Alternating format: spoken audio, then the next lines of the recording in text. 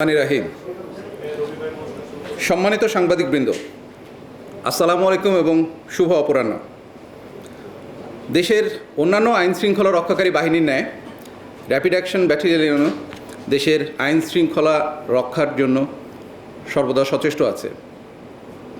রাজধানীসহ দেশের বিভিন্ন স্থানে চাঁদাবাজি, ছিনতাই, অপহরণ এবং হত্যাসহ আরও যেসব অপরাধ সংঘটিত হয়, এই অপরাধগুলোকে প্রতিহত করার জন্য আমরা নিরলসভাবে আমাদের প্রচেষ্টা চালিয়ে যাচ্ছি।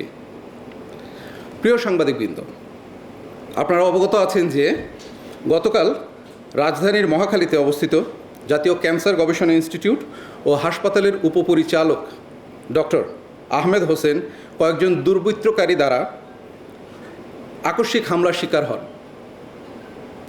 তিনি বিকাল 4টার দিকে অফিস শেষ করে ক্যান্সার হাসপাতাল থেকে তার বাসায় ফেরার উদ্দেশ্যে ব্র্যাক ইউনিভার্সিটির যে পুরনো ক্যাম্পাস আছে সেই ক্যাম্পাসের পেছনের গলি দিয়ে তার বাসায় ফিরে যাচ্ছিলেন। উনি হেঁটে হেঁটে বাসায় ফিরছিলেন। এর ভেতরেই 2 থেকে 3 জন সন্ত্রাসী তার উপর অতর্কিত হামলা চালায় এবং তার হাত ও পিঠে ধারালো অস্ত্র দিয়ে এলোপাথারি আঘাত করে জখম করে। এই ঘটনার পরবর্তীতেই তাকে প্রথমে জাতীয় ক্যান্সার হাসপাতালে নিয়ে যাওয়া হয়, সেখান থেকে পরবর্তীতে তাকে ঢাকা মেডিকেলে স্থানান্তর করা হয়।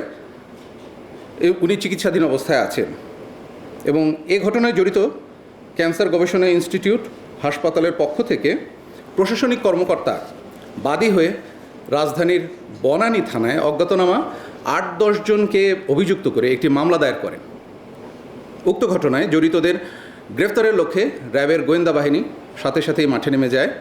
আমাদের নজরদারি বৃদ্ধি করি এবং আমরা সাথে সাথেই যে তথ্য প্রমাণ হাতে পাই তার ভিত্তিতে আমাদের কাজ শুরু করে দিই।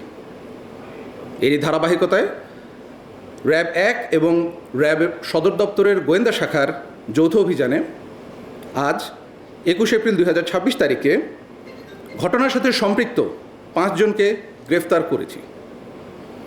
এর মধ্যে শরীফুল আলম করিম দক্ষিণখান থেকে,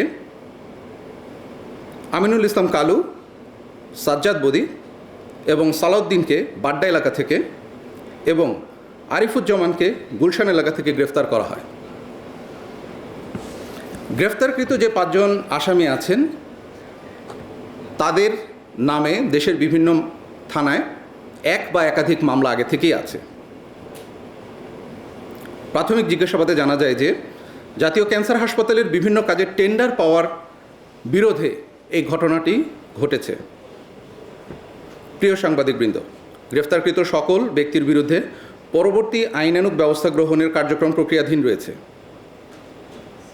অতীতে যেভাবে আপনারা বিভিন্ন অপরাধ বিষয়ক কর্মকাণ্ডে আমাদের সাথে ছিলেন, আমাদেরকে তথ্য দিয়ে সহযোগিতা করেছেন, আমরা আশা করব ভবিষ্যতেও আপনারা আমাদের সাথে থাকবেন, আমাদেরকে তথ্য দিয়ে সহযোগিতা করবেন।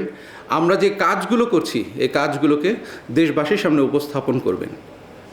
আপনাদের সবাইকে ধন্যবাদ। ভালো থাকবেন। আসসালামু আলাইকুম।